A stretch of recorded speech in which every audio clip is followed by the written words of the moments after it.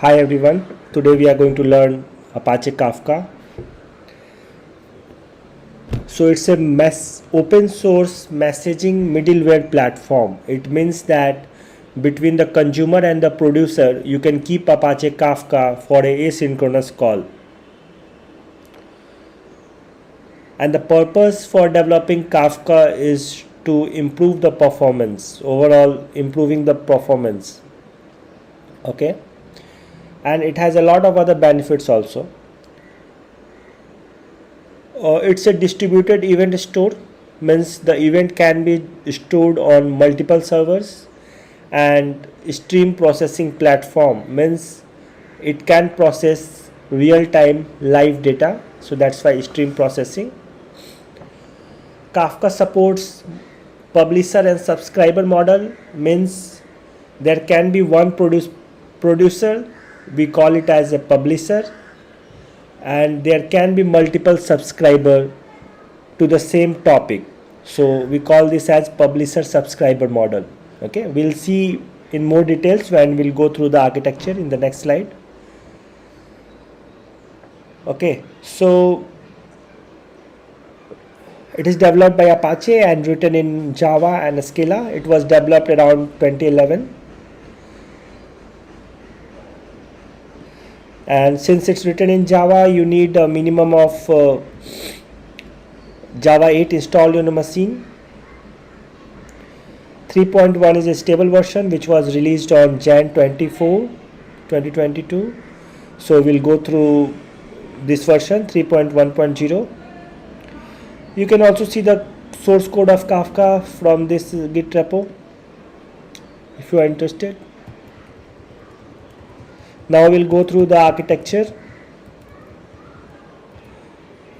Kafka architecture.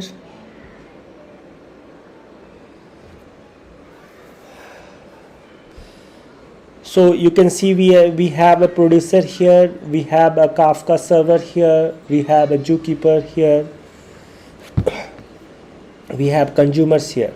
So this producer is a publisher, these consumers are the subscriber, and this is a Kafka server which is having a topic, and the topic will store the messages that is getting published, that is getting sent by this producer.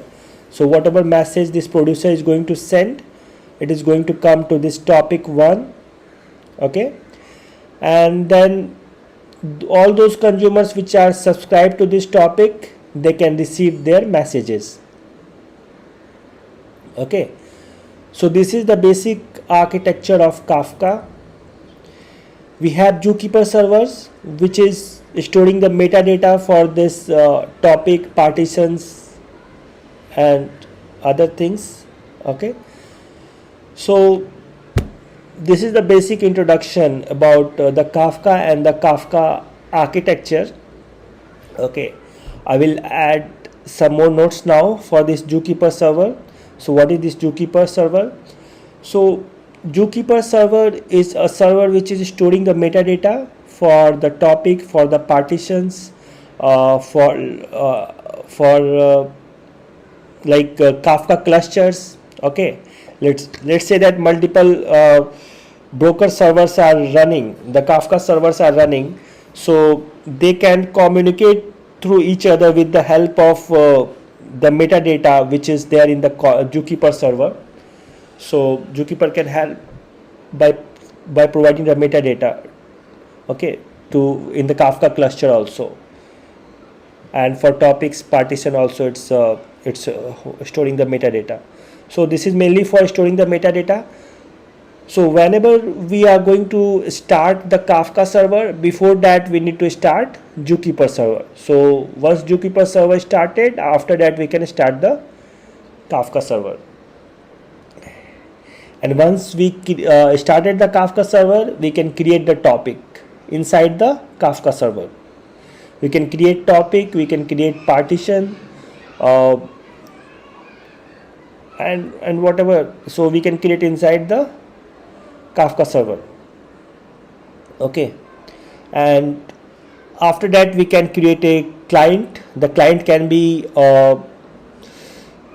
normal Java client, it can be a Spring Boot client, or anything else. Okay, so we can use this client to send or push a message to this topic, and then we can receive the, we can consume, the consumer can consume the message. Okay, so inside this topic we'll have partitions. Okay, like I can say